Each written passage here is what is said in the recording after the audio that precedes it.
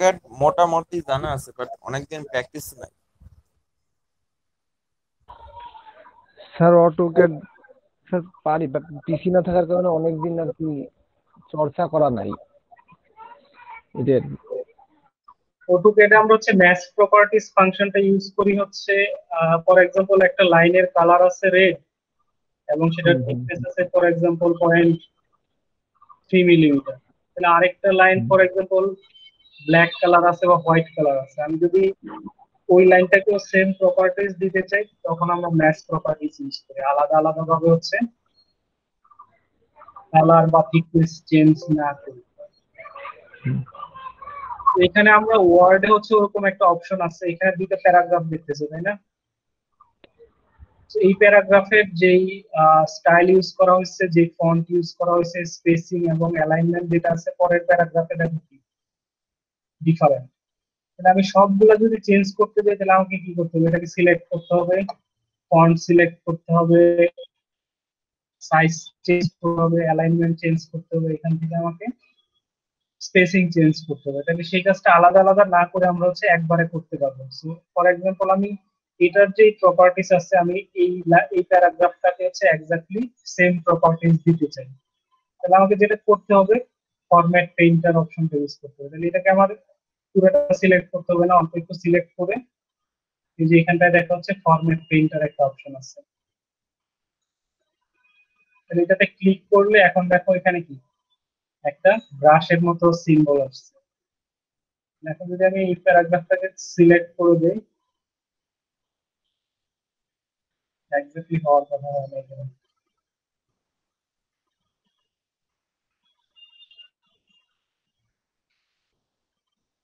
এই যে দেখো এটাতে যে ফরম্যাট, এটা এক্স্যাক্টলি সেম ফরম্যাটে হচ্ছে চেঞ্জ হয়ে গেছে। তাহলে আমাকে যে কাজটা হচ্ছে একটা দুইটা তিনটা চারটা ধাপে করতে হইতো, এটা আমি জাস্ট একটা সিঙ্গেল স্টেপেই হচ্ছে করে ফেলছি। তো আমি যেটার রেসপেক্টে ফরম্যাট করতে চাই, যেটাকে সিলেক্ট করে পুরোটা প্যারাগ্রাফ করতে জাস্ট অল্প একটু সিলেক্ট করলেই হবে, ফরম্যাট পেইন্টারে গিয়ে দেন আমাকে এই প্যারাগ্রাফটা একবার চেঞ্জ করা হয়ে গেছে। তো যেটা সিলেক্ট করে ফরম্যাট পেইন্টারে যাব, দেন আমি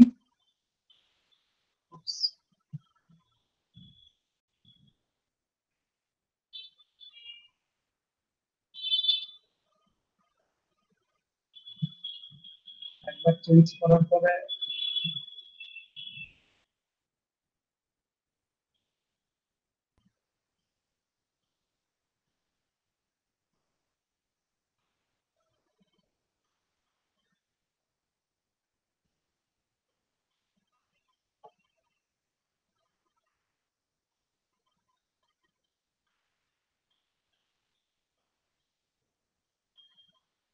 এই প্যারাগ্রাফের দেখো যেটা প্রপার্টিস আছে এই প্যারাগ্রাফ এক্স্যাক্টলি সেম প্রপার্টিসে চেঞ্জ হয়ে গেছে। এটা কখন আমাদের খুবই হেল্পফুল, ফর এক্সাম্পল আমি অন্য কোনো একটা ফাইল থেকে ধরো কিছু ডকুমেন্ট কপি করে নতুন একটা ফাইলে নিয়ে আসলাম, তো ওই ডকুমেন্টের যে ফরম্যাট আছে কপি করে আনাটা এক্স্যাক্টলি সেম ফরম্যাটে নাও থাকতে পারে। তাহলে যেটা অলরেডি ফরম্যাটিং করা আছে এটাকে সিলেক্ট করে ম্যাচ প্রপার্টিজ দিয়ে, সরি ফরম্যাট পেইন্টার দিয়ে আমি যেটা ফরম্যাট করা নাই ওটার উপর যদি আমি অ্যাপ্লাই করি তাহলে দুটো এক্স্যাক্টলি সেম ফরম্যাটে চেঞ্জ হয়ে যাবে।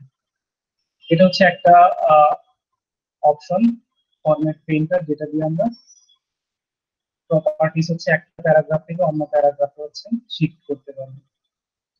তারপরেরটা হচ্ছে ক্লিয়ার ফরম্যাটিং। যে ফর এক্সাম্পল আমি যদি ওয়েবসাইট থেকে কোনো ডেটা নিয়ে আসি, কোনো ডকুমেন্ট নিয়ে আসি, ফর এক্সাম্পল যে কোনো একটা ওয়েবসাইট থেকে নিয়ে আসি, একটু অ্যাড করে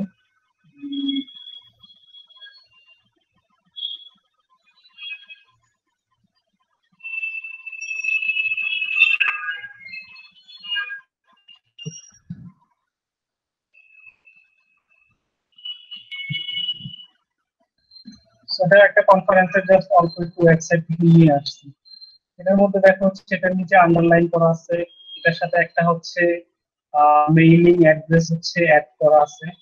তাহলে এই ফরম্যাট গুলোকে যদি আমি হচ্ছে ক্লিয়ার করতে চাই তাহলে এটাকে সিলেক্ট করে যেখানটায় দেখা হচ্ছে ইরেজারের মতো একটা হচ্ছে সাইন আছে, এটা হচ্ছে ক্লিয়ার ফরম্যাটিং, যে এটাতে যত টাইপের ফরম্যাটিং আছে, এক্সটার্নাল লিঙ্ক যোগ করা আছে, সবগুলো যদি আমি ক্লিয়ার করতে চাই,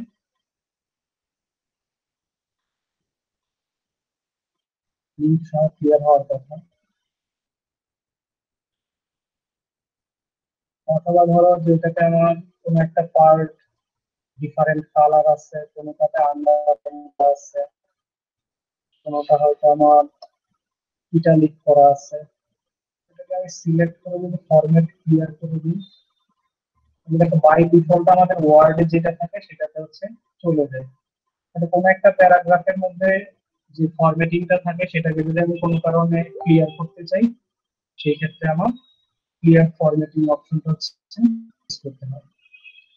আর চেঞ্জ কেস যেটা আছে, এটা দিয়ে আমরা হচ্ছে সেন্টেন্স কেস অথবা আপার কেস, লোয়ার কেস, এই ফাংশন গুলো হচ্ছে আমরা জানি।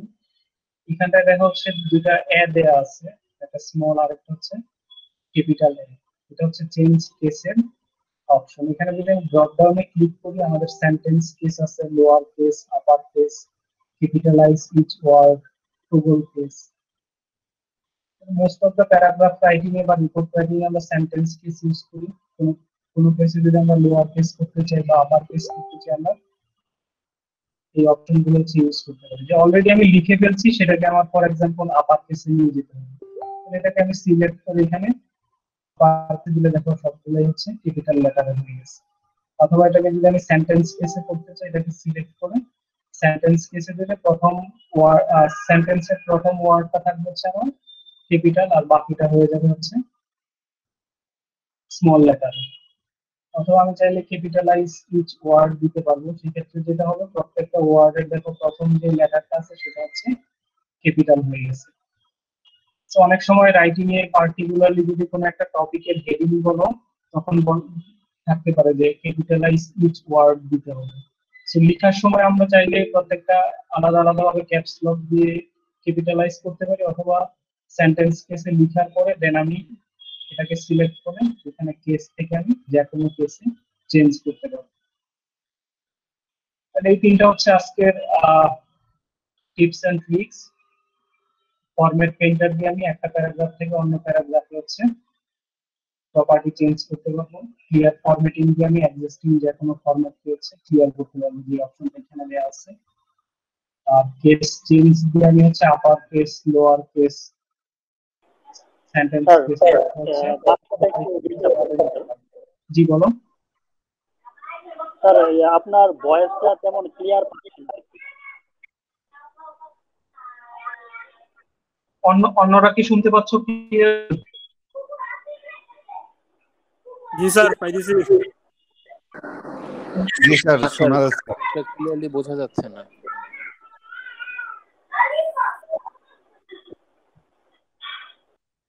বাকিরা কি শুনতে পাচ্ছ ক্লিয়ারলি? স্যার ভেসে ভেসে আসতেছে কথা। স্যার শোনা যাচ্ছে কিন্তু স্যার একদম ক্লিয়ার আসতেছে না, মানে একটু হলেও সমস্যা হচ্ছে স্যার শুনতে।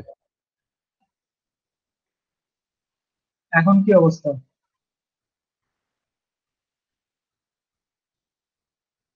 এখন শুনতে পাচ্ছ? জি স্যার, এখন শোনা যায়। শুরু করেন।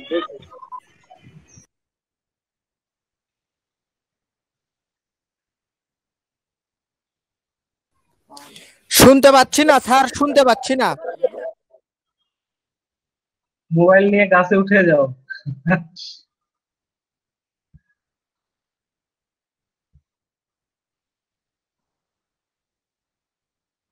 আমরা লেসন স্টার্ট করার আগে গতদিন যেটা বলতেছি যে তোমাদের হচ্ছে ভিডিও রেকর্ডিং যেগুলো হচ্ছে ওগুলো একটা গুগল সাইটে একসাথে করে দেন সেটার লিংক তোমাদের শেয়ার করা হবে। সো সেটা আমি অলরেডি হচ্ছে তোমাদের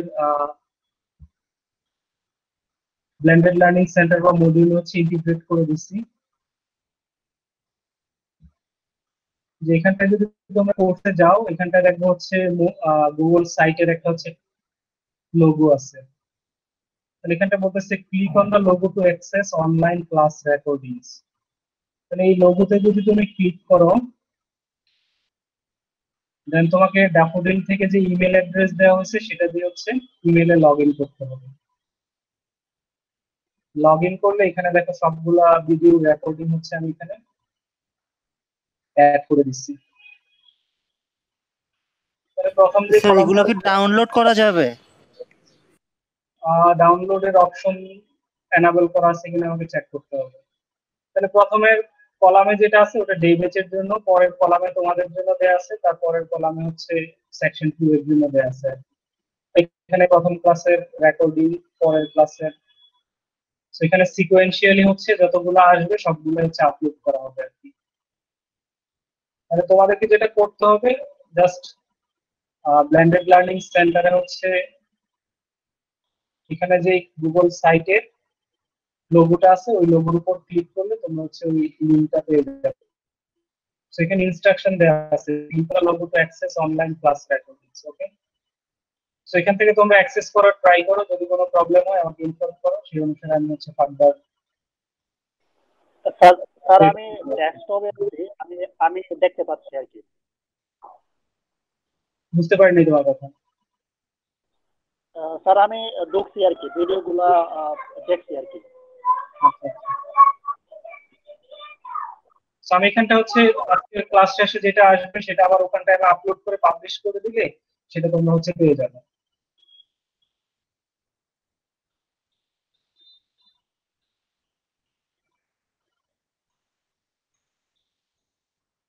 সো আমরা লেসনে আসি।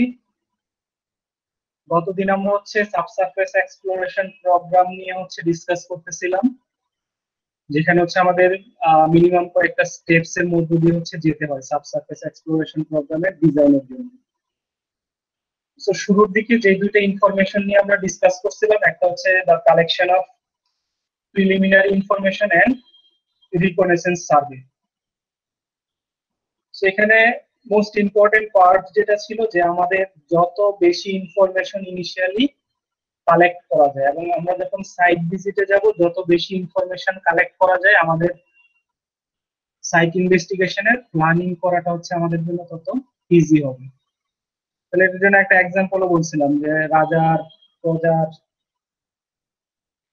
কি ছিল, সৈন্যর হচ্ছে স্যালারি আলাদা কেন, যে একজন হচ্ছে বেশি ইনফরমেশন গ্যাদার করতেছে, অন্যজন বারবার হচ্ছে ইনফরমেশন কালেক্ট করতে হচ্ছে। তাহলে তোমাদের এই জিনিসটা মাথায় রাখতে হবে যে শুরুতে যখন আমি ইনফরমেশন কালেক্ট করব এবং সাইট ভিজিটে যাব তখন ম্যাক্সিমাম যত ইনফরমেশন কালেক্ট করা যায় রিলেভেন্ট টু দ্যাট প্রজেক্ট। তাহলে একজন আমাকে বলো তো প্রিলিমিনারি ইনফরমেশনের মধ্যে কি কি ইনফরমেশন ছিল। যে ফর এক্সাম্পল আমি দিনের জন্য চিন্তা করি,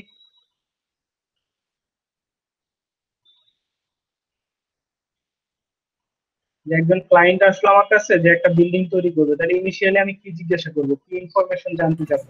স্যার ফার্স্টলি জানতে চাইবো যে সে রেসিডেন্সিয়াল বিল্ডিং করবে নাকি কমার্শিয়াল করবে, দেন বিল্ডিংটা কয়তলা করবে, তারপরে তার বিল্ডিং এর আশেপাশের সারাউন্ডিংসটা কেমন, সেখানে কোনো খাতটাদ আছে কিনা বা পুকুর টুকুর আছে কিনা, বা আশেপাশে কয়তলা বিল্ডিং আছে, বা সেগুলোর সয়েল টেস্টের রিপোর্ট তার জানা আছে কিনা কিছু, স্যার এগুলো জিজ্ঞেস করব। বা তার সেখানে চাইতে আমার যেসব জিনিসপত্র আমি নিয়ে যাব সেগুলো নিয়ে যেতে আমার কোনো প্রবলেম হবে কিনা রাস্তাতে, এগুলো স্যার। ম্যাক্সিমাম গুলো আমাদের কভার হয়ে গেছে। অন্য কেউ কি কিছু অ্যাড করতে চাও, যে কোনোটা মনে হয় বাদ পড়ে গেছে যেটা অ্যাড করতে চাও?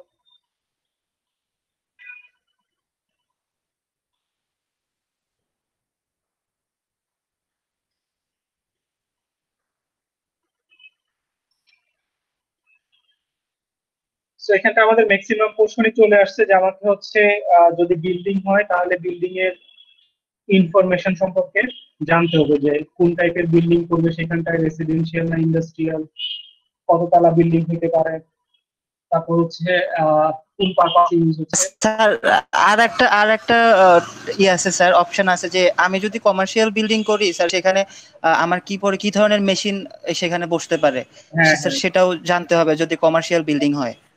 যে হেভি লোডেড আমাদের মেশিনারিজ ইউজ হবে না হচ্ছে লাইট ইউজ হবে। তো পাশাপাশি আমাকে হচ্ছে ওনারকে জিজ্ঞাসা করতে হবে সাইটের ইনফরমেশন সম্পর্কে, যে যেই সাইটটা আছে সেটা কি প্রি এক্সিস্টেড সয়েল না হচ্ছে সেখানে ফিলিং করা হয়েছে না, ভরাট করা হয়েছে, আগে থেকে সাইটের ইনফরমেশন সয়েলের হিস্ট্রি সম্পর্কে আমাকে হচ্ছে জিজ্ঞাসা করতে হবে।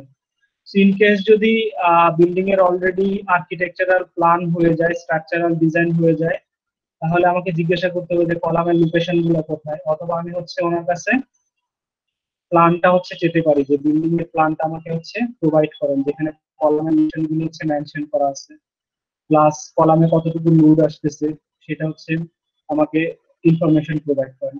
অথবা প্র্যাকটিক্যালি যদি আমরা চিন্তা করি, কয়েকটা বিল্ডিং ডিজাইন করলে একটা হচ্ছে আনুমানিক ধারণা চলে আসে যে নর্মালি রেসিডেন্সিয়াল বিল্ডিং এ 12 থেকে 15 ফিট স্পান হয় এক একটা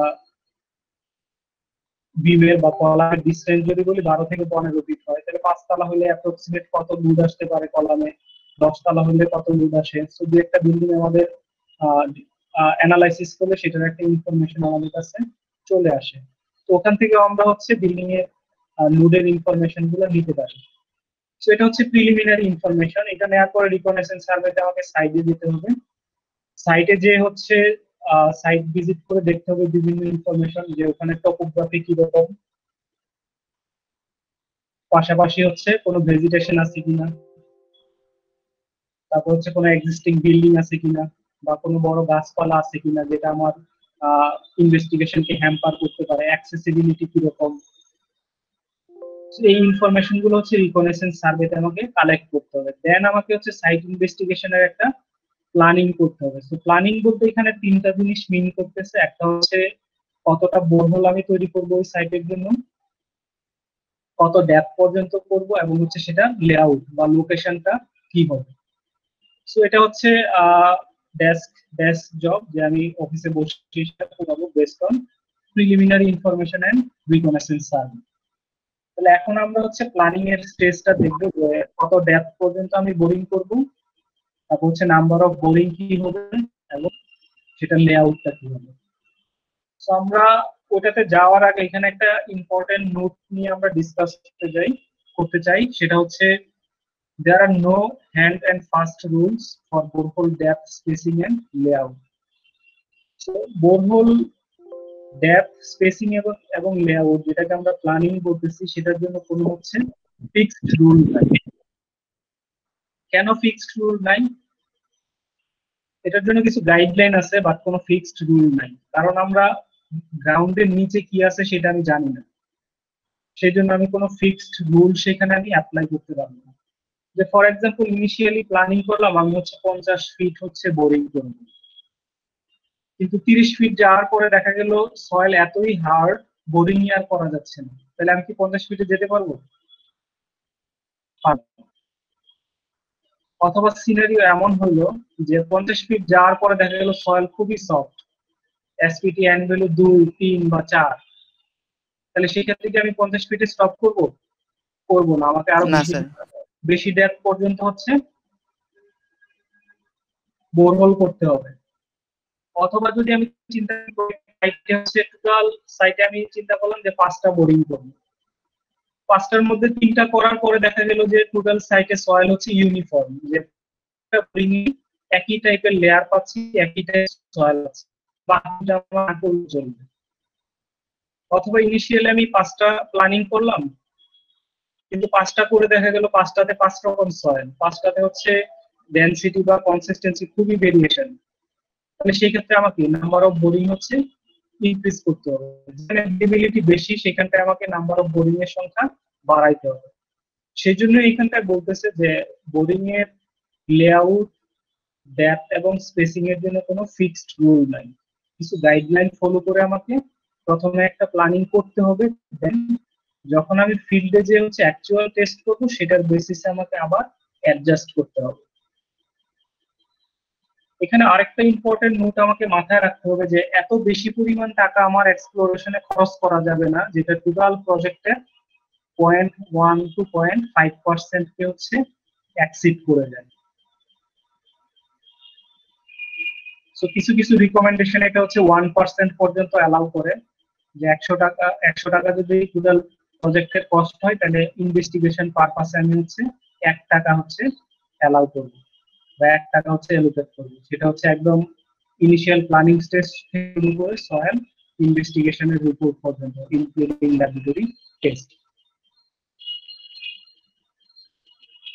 তো আশা করি এটা ক্লিয়ার যে কেন আমাদের হচ্ছে কোনো ফিক্সড রুল নাই। তো সেই জন্য আমাদেরকে যেটা করতে হবে যে যত বেশি ইনফরমেশন হচ্ছে এক্সপ্লোরেশন রিলেটেড, যত বেশি ইনফরমেশন আছে সেই জিনিসগুলো আমাকে মাথায় রাখতে হবে, এবং সেটা হচ্ছে পার্টিকুলার বা ইন্ডিভিজুয়াল প্রজেক্টের সিনারিও বেসিসে আমাকে সেই ইনফরমেশন গুলা সেই প্রজেক্টে হচ্ছে অ্যাপ্লাই করতে হবে। তো আশা করি এই পয়েন্টটা ক্লিয়ার যে কেন আমাদের হচ্ছে ফিক্সড রুল নাই, এবং এটার জন্য প্রচুর পরিমাণে হচ্ছে জাজমেন্ট অ্যাপ্লাই করতে হবে।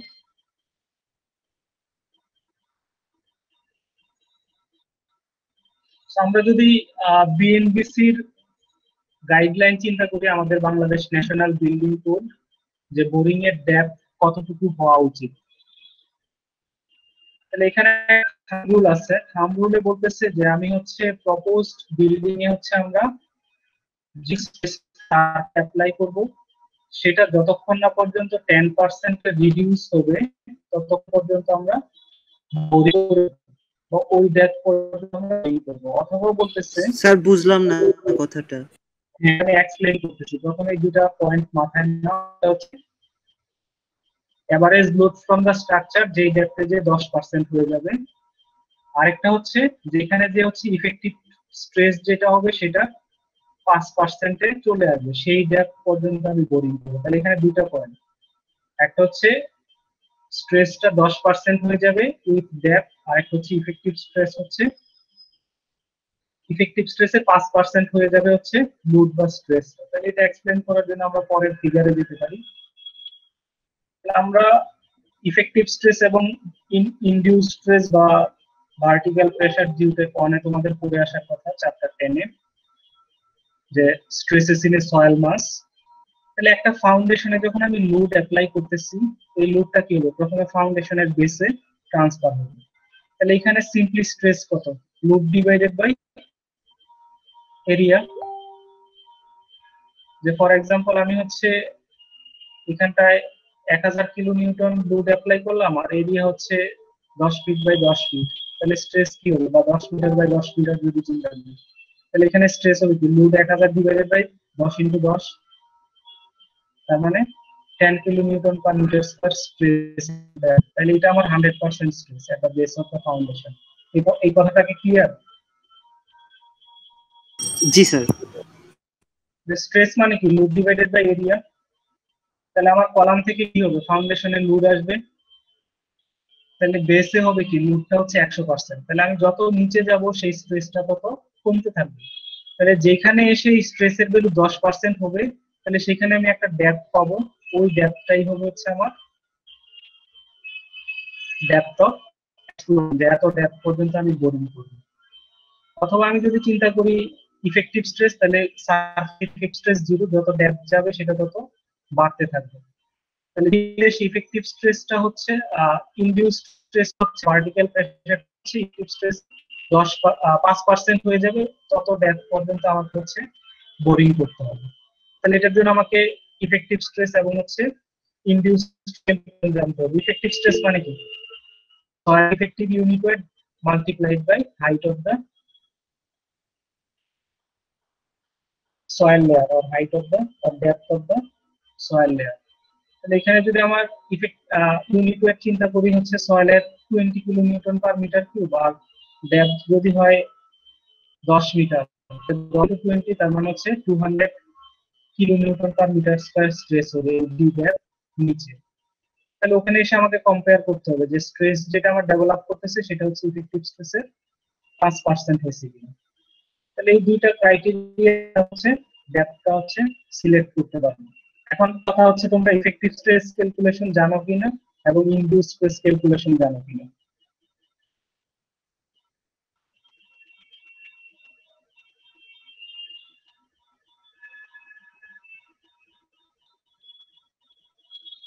মনে আছে সেটা? স্যার ইফেক্টিভ স্ট্রেসটা শিখছিলাম, কিন্তু স্যার পরেরটা আমাদের শেখানো হয় নাই জিওটেক 1 এ স্যার। ইনডিউস স্ট্রেস ক্যালকুলেশনটা আমাদের এটাতেও আছে, এটা হচ্ছে সেটেলমেন্ট যখন ক্যালকুলেশন করব সেই পার্টে আমাদের আছে। বেসিক্যালি শেলু ফাউন্ডেশনের ডিজাইন আমাদের যখন শেষ হবে তখন হচ্ছে ওইটা আসবে আর কি। সো এটা হচ্ছে একটা গাইডলাইন, নট নেসেসারি যে এটাই ফলো করতে হবে। হ্যাঁ, আরেকটা গাইডলাইনে বলতেছে for heavy loaded structure such as multi-storage structure and for fan structure at least 50% of the boring should be extended to a depth equal to 1.5 times the width of the building below the lowest part of the foundation. এটা হচ্ছে একটা simple and easy criteria আর হচ্ছে guideline.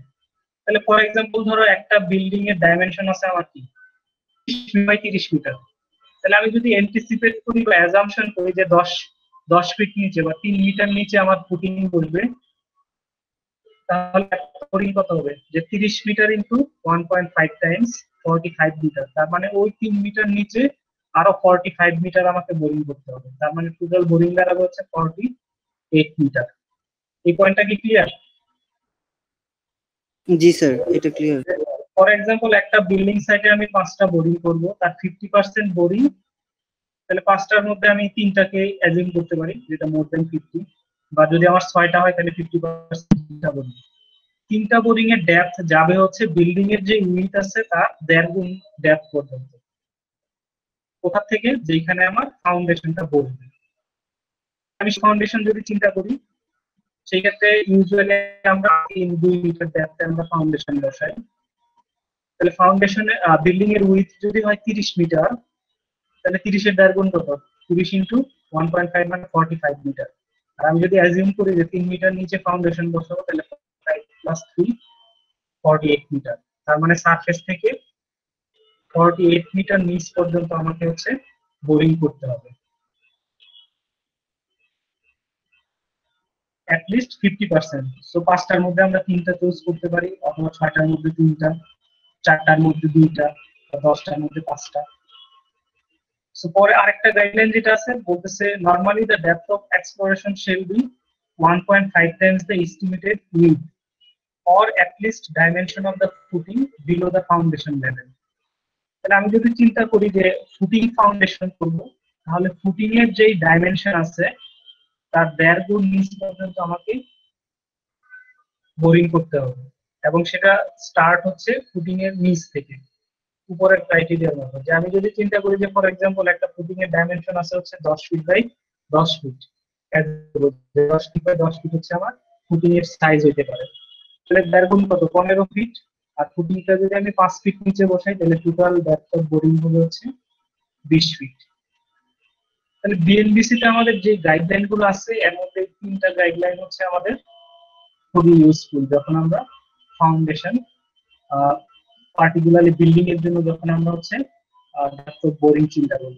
এই প্রথম criteria আমাদের SC এর ক্রাইটেরিয়ার সাথে মিল আছে, যে 10% আর 5% এর যে ক্রাইটেরিয়া এটা এসসি এর একটা গাইডলাইন আছে সেটার সাথে হচ্ছে মিল আছে। তাহলে এটা এক্সপ্লেইন করা আছে American society for civil engineering, যে ইফেক্টিভ স্কেল করতে হবে, ভার্টিক্যাল স্ট্রেস ক্যালকুলেশন করতে হবে, যেখানে এসে 10% হবে সেটা এস্টিমেশন করতে হবে, যেখানে এসে 5%, 0.05 মানে কি 5%, সেটা এস্টিমেট করতে হবে। তাহলে এটা গ্রাফিক্যালি এখানে দেখানো আছে। কিন্তু আগের যে ক্রাইটেরিয়াটা আমরা করে আসলাম ফিল্ড প্র্যাকটিসের সময় কেউ সেটা হচ্ছে এস্টিমেট করে না, এবং সেটা ফিজিবলও না। কারণ কি? কারণ আমরা প্রথমে যে নোটটা দেখে আসছি যে ইনিশিয়াল গাইডলাইনের বেসিসে আমাকে একটা অ্যাপ্রক্সিমেট ডেপথ সিলেক্ট করতে হবে, দেন আমাকে বেসড অন ফিল্ডে আমাকে অ্যাডজাস্ট করতে হবে। তাহলে এই টেবিলটা হচ্ছে ইম্পর্টেন্ট। এখানে যে টেবিলটা দেওয়া আছে আগের গাইডলাইন গুলো আমরা যদি ফলো করি তাহলে আমাদের এরকম একটা টেবিল দাঁড়াবে, যে একটা যদি একটা বোরিং তাহলে 3.5 মিটার হচ্ছে বা 11 ফিট পর্যন্ত বোরিং করলেই হবে। যদি 2 তলা করি তাহলে বলতেছে 6 মিটার বা 20 ফিট। তাহলে যত আমার নাম্বার অফ স্টোরি বাড়তেছে সেই ডেপথ পর্যন্ত আমাকে বোরিং করতে হবে। তাহলে দেখো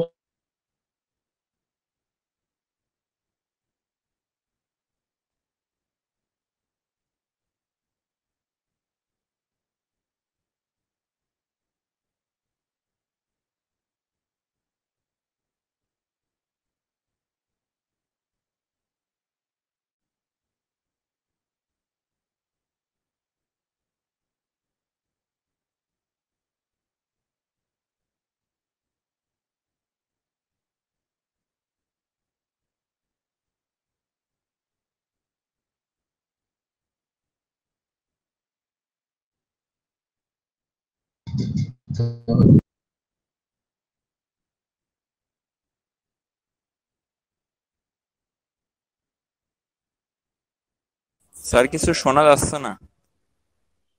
সেম অবস্থা, কিছু শোনা যাচ্ছে না তো। আর কি চলে গেল নাকি? নেটে প্রবলেম। স্যার তো নাই দেখি। স্যার কিন্তু শোনা যাচ্ছে না।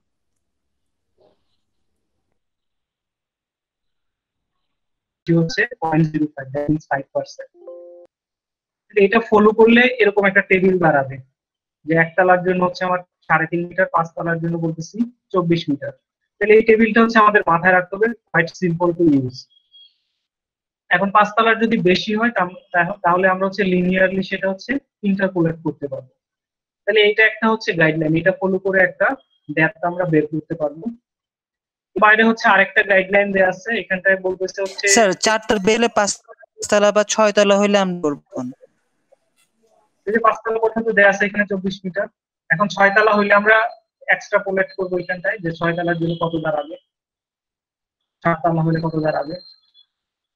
তাহলে এখানে আমরা এক্সট্রাপোলেট করলে ওকে স্যার।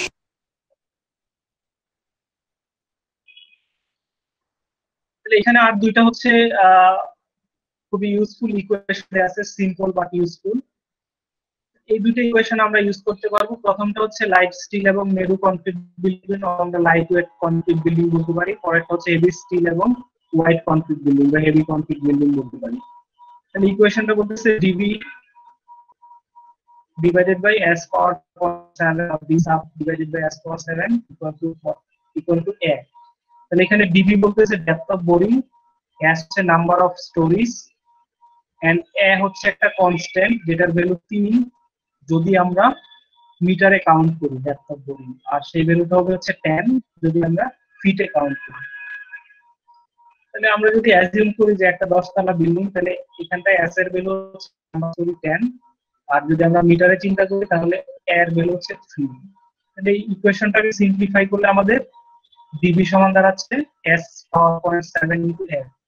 তাহলে s পাওয়ার 0.7 ইনটু 3, এর ভ্যালু 3, তাহলে এটা একটা লাইট স্টিল এবং নেরো কনক্রিট বিল্ডিং হলে আমরা যদি 10 তলা বিল্ডিং করি আর যদি আমরা মিটার কাউন্ট করি তাহলে দাঁড়াবে হচ্ছে 15 মিটার, আমরা 45 ফিট পর্যন্ত। সেম বিল্ডিংটা যদি হোয়াইট হয় সেই ক্ষেত্রে এখানটায় আছে বেসিক্যালি a b আর কিছুই না, b এর ভ্যালু হচ্ছে a দ্বিগুণ। তাহলে সেখানে b এর ভ্যালু বসাইতে হবে 6 যদি আমরা মিটারে কাউন্ট করি, আর 20 যদি আমরা ফিটে কাউন্ট করি। তাহলে সেম যদি আমরা অ্যাজিউম করি যে number of story is equal to 10, তাহলে হেভি বা হোয়াইট কনক্রিট বিল্ডিং বা হেভি কনক্রিট বিল্ডিং এর জন্য b এর ভ্যালু হবে 6। তাহলে ডিবি সমান দাঁড়াচ্ছে হচ্ছে, এটা হচ্ছে b a না মডিফিকেশন, আমরা a b যেটাই বসাই না কেন একই জিনিস, সমস্যা নেই। তাহলে আগের ইকুয়েশনে যেটা লাইটের জন্য 3 ছিল এটা হচ্ছে 6 হয়ে গেছে, তাহলে বেসিক্যালি 30 মিটার। তাহলে এই দুটো ইকুয়েশন ইউজফুল আমাদের ফিল্ডে। এই দুটো ইকুয়েশন হচ্ছে ওয়াইডলি ইউজড হয়। এটা তো খুবই সিম্পল, জাস্ট আমি নাম্বার অফ স্টোরি হচ্ছে অ্যাজিউম করলে আমি বোরিং কত সেটা পেয়ে যাব বেসড অন বিল্ডিং টাইপ।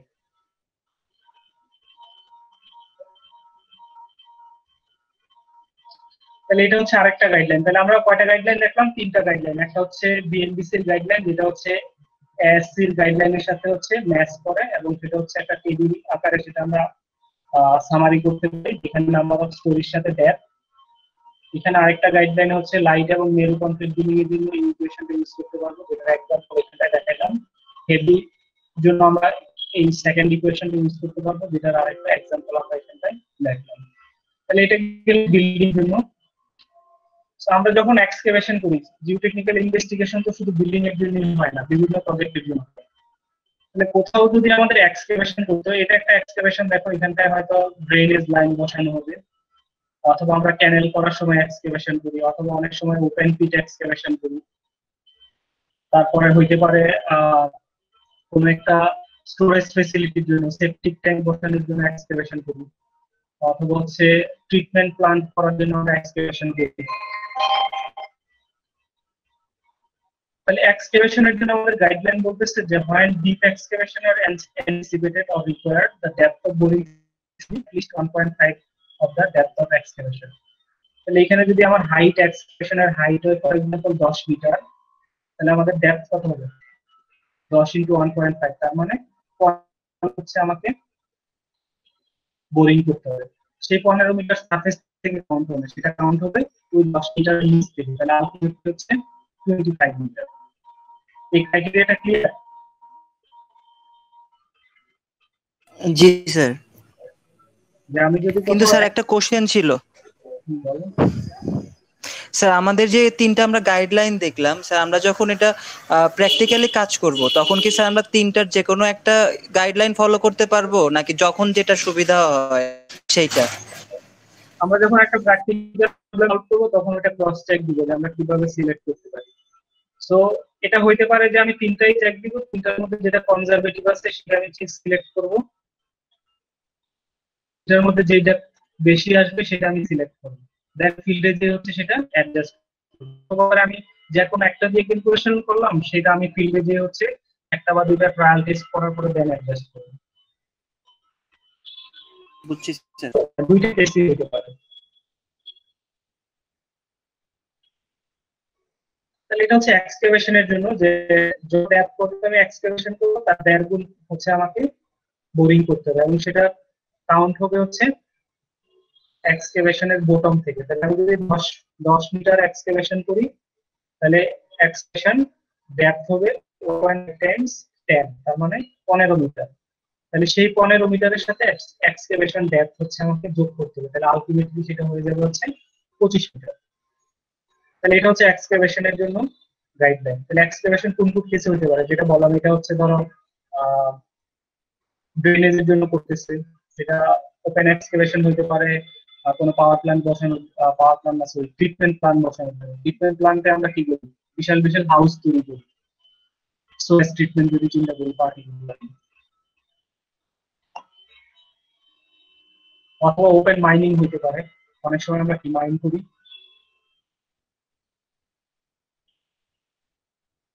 পরে আরেকটা গাইডলাইন দেওয়া আছে, সেটা হচ্ছে বোরিং ইন বেডরক।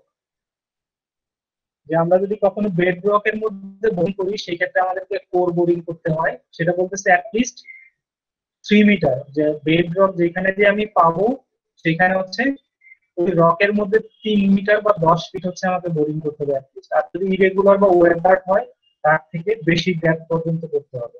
কিন্তু আমাদের দেশে কি, আমরা যদি ডিপ ইনভেস্টিগেশনের কথা চিন্তা করি, তাহলে দুইটা প্রজেক্ট আসতে পারে, একটা হচ্ছে যমুনা ব্রিজ আর একটা হচ্ছে পদ্মা ব্রিজ, যেটা আন্ডার কনস্ট্রাকশন। যমুনা ব্রিজে কত কত মিটার পর্যন্ত পাইল করছে, আর কি কোনো ধারণা আছে?